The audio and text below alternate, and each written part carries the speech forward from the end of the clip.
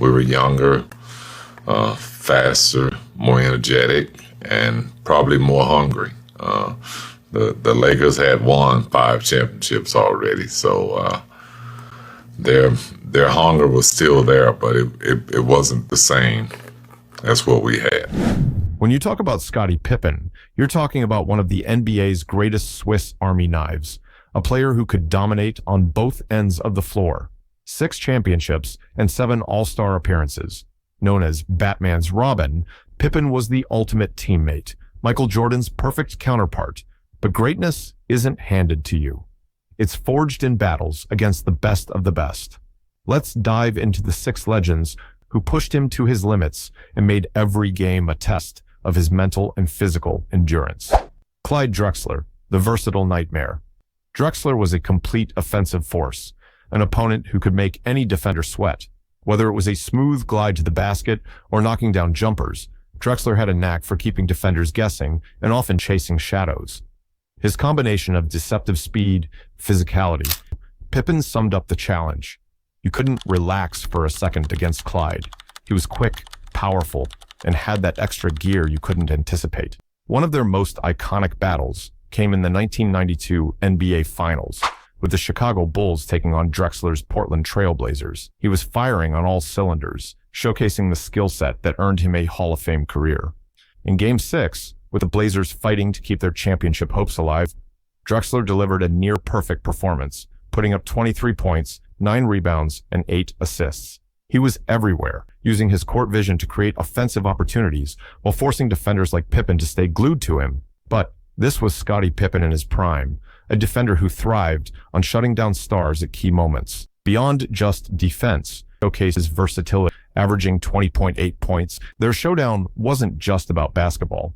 It was a clash of 2 players who defined their generation. After the series win, Pippen described Drexler as a player who would make you question how good you really were. If you didn't bring your best game, Clyde would embarrass you. And there it was, the respect only reserved for the fiercest competitors. You and Drexler, Michael, and Barkley. Who would have had more chips? I don't know. I think me and Drexler might get him. Stop it. You're... Dominique Wilkins, the human highlight machine. Facing Dominique was like entering a war zone of power and incredible scoring ability. Known as the human highlight film, he was more than a dunker. Wilkins was a scoring wizard whose offensive arsenal included high-flying dunks, tough mid-range jumpers, and post moves that left defenders grasping at thin air. For Pippen, stopping Wilkins wasn't just about defense, it was about survival. As Pippen once admitted, Dominique was relentless. He didn't just play the game, he attacked it. You had to be ready for 48 minutes of warfare. Every possession felt like a ticking time bomb, ready to explode with a thunderous finish. Pippen had to bring his A game whenever Chicago met Atlanta. On January 13th, 1992, Dominique and Pippen squared off in one of their most memorable battles. Wilkins erupted for 39 points, forcing Chicago's defense to scramble for answers. He snagged 7 rebounds, made clutch plays, and kept on his own Atlanta in the game. But Scottie wasn't one to shy away from a challenge. He responded with a dazzling performance of his own, pouring in 25 points, dishing out 6 assists, and making critical defensive stops late in the game. With the score tied in the final minutes, Pippen's disruptive defense forced a turnover, setting up a key play for Chicago. In the end, the Bulls narrowly escaped with a 199 win, thanks largely to Pippen's two-way brilliance. This duel wasn't just a basketball game, it was theater, a showcase of athletic dominance and mental toughness. While Pippen walked away with the victory on that night, he knew battling Dominique was always a test of his endurance and commitment to the grind. Hakeem Olajuwon, the dream in the paint. Blessed with flawless footwork and an arsenal of post moves, Olajuwon made even elite defenders look shaky. For Pippen, playing against Hakeem was a battle against pure dominance. You couldn't stop Hakeem, Pippen recalled. You just hoped you could slow him down a little before he took over the game. He was unstoppable in the post. One of their most unforgettable matchups came in February 1996 during a regular season clash between Pippen's Chicago Bulls and Hakeem's Houston Rockets. The stage was set as Hakeem showed why he was considered one of the greatest to ever play putting up an incredible 27 points, 9 rebounds, and 5 blocks. Overwhelming Chicago's interior defenders with his footwork and timing, Hakeem completely dominated the paint. Pippen's defensive efforts on other Houston players weren't enough to turn the tide, and the Rockets walked away with a well-deserved win, showing how deadly Olajuwon could be on any given night. The respect Pippen held for Hakeem went far beyond stats. Pippen described him as a giant whose presence made the court feel smaller, saying he made you feel like the rim belonged to him. It was his domain. Whether it was spinning past defenders, blocking shots with precision, or grabbing rebounds like he was vacuuming the ball off the glass, Hakeem demanded the best from anyone who dared to challenge him. For Pippen, stopping Hakeem wasn't a task. It was an effort to survive. The Bulls' team concept could slow superstars, but Olajuwon, he played at a level that seemed untouchable, cementing his legacy as one of Pippen's toughest matchups. Charles Barkley, the physical force. An unstoppable combination of brute physicality, unrelenting hustle, and fiery confidence that made Barkley one of the NBA's greatest competitors. For Pippen, going head-to-head with Barkley meant preparing for war every single game. A battle not only of skill but mental endurance. Pippen described Barkley as a player who could beat you physically and mentally. He'd grab every board, talk trash in every possession, and then hit you with a mid-range jumper like it was nothing. One of their most unforgettable matchups occurred in the 1993 NBA Finals, a spectacle of talent as Barkley's Phoenix Suns took on Pippen's Chicago Bulls. Barkley was electric throughout the series, averaging jaw-dropping numbers, 27.3 points, 13 rebounds, and 5.5 assists. In Game 2, Barkley poured in 42 points and added 13 rebounds to keep Phoenix alive in the series. Pippen and the Bulls were forced to reevaluate their defensive strategies after Barkley continued to victimize their post players. But Pippen stepped up in the series, showcasing why he was considered an elite defender and playmaker. His versatility allowed him to guard Barkley during critical stretches, cutting off his drives and forcing him to take tougher looks. On the offensive end, Pippen kept Phoenix's defense guessing, averaging 21 points, 9 rebounds, and 7 assists for the series. His ability to rebound, push the pace, and distribute the ball was essential in complementing MJ's scoring brilliance. Ultimately, Pippen and the Bulls closed out the series in 6 games, earning their 3rd consecutive championship in the process. But despite the victory, Pippen never forgot Barkley's sheer will to win. He pushed us to the limit, Pippen recalled. You couldn't let your guard down for a single second when Chuck was on the floor. Barkley's physical dominance and relentless drive cemented him as one of the toughest warriors Pippen ever faced. Because Barkley was a BMF. Oh, he was a beast. You and Drexler, Michael, and Barkley.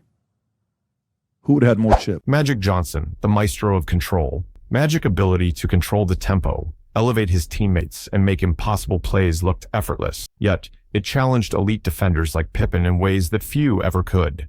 Magic wasn't just a point guard. He was a magician, Pippen once said. No matter how well you played, he always stayed one step ahead, making you feel like you could never really stop him.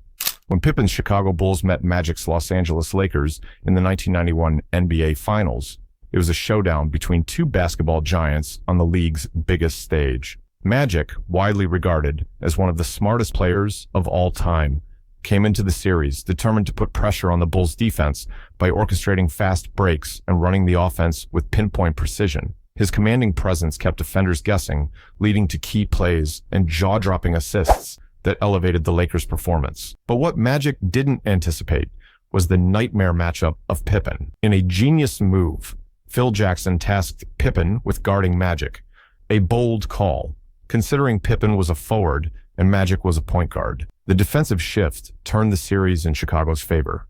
Pippen's relentless on-ball pressure and ability to disrupt Magic's rhythm forced the Lakers into mistakes, choking their fast break opportunities. Game 5 was Pippen's shining moment, not just defensively, but offensively as well.